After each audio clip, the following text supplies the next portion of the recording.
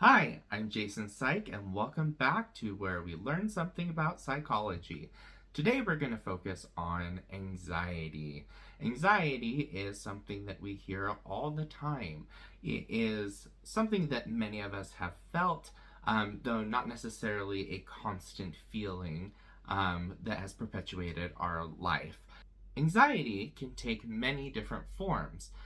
One of those forms could be phobias.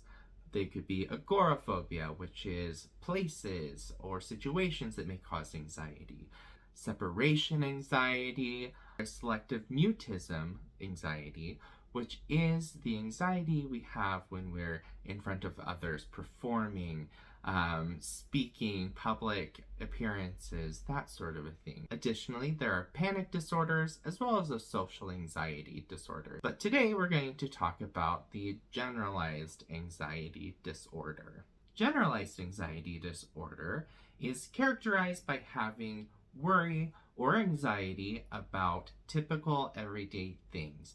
Not just that it is a feeling of anxiety, but it really consumes the day-to-day life of a person. Not only can anxiety cause distress mentally, but it can also manifest itself physically.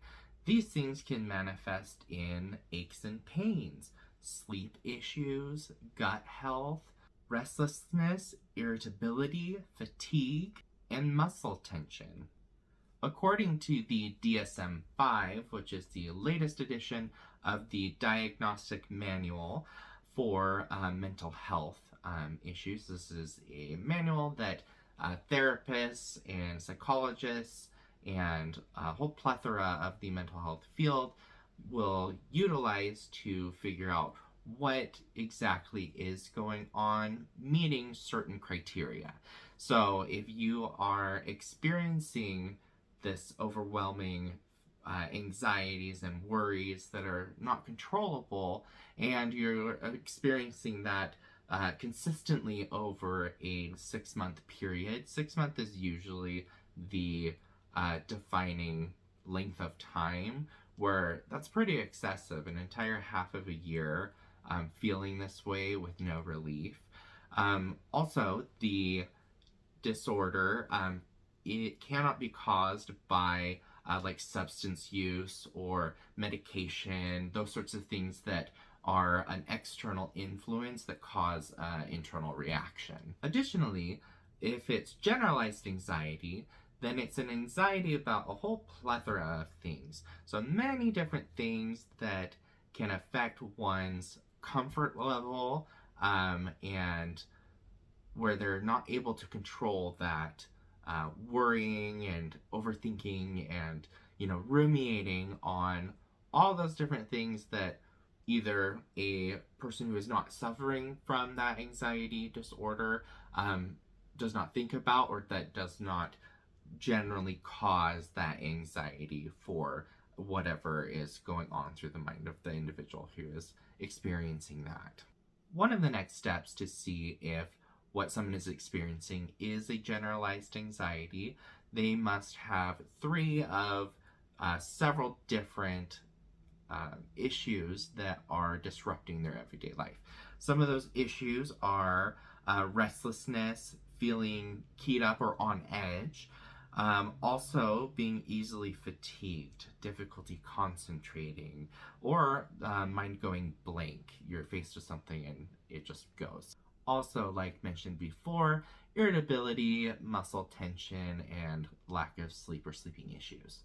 Additionally, the anxiety that someone feels is going to affect several areas of their life.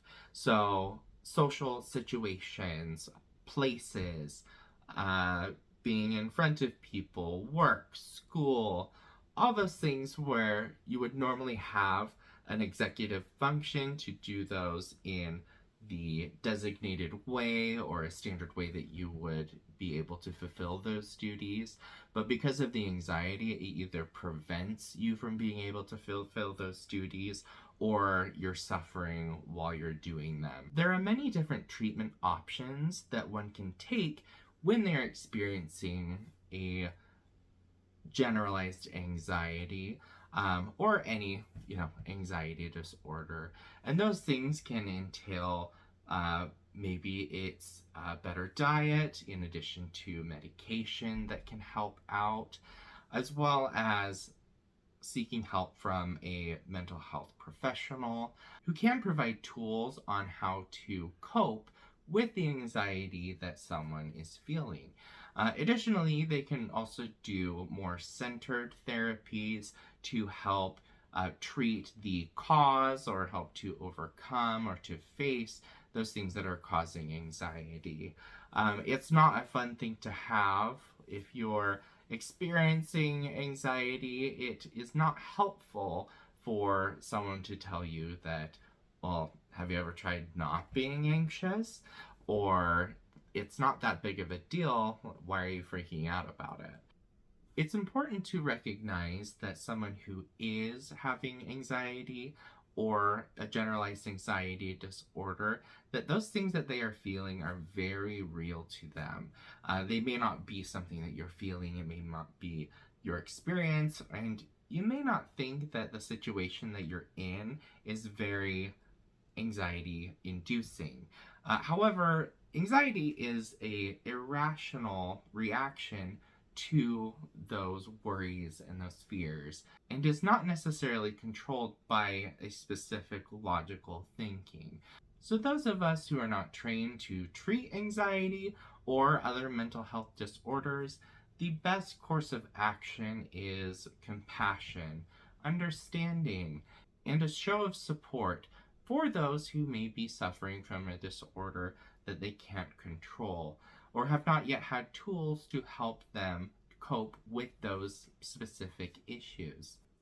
If you've experienced anxiety in your own life, go ahead and leave a comment about helpful things that people have said to you that make the situation not so bad or help you to work through what is going on.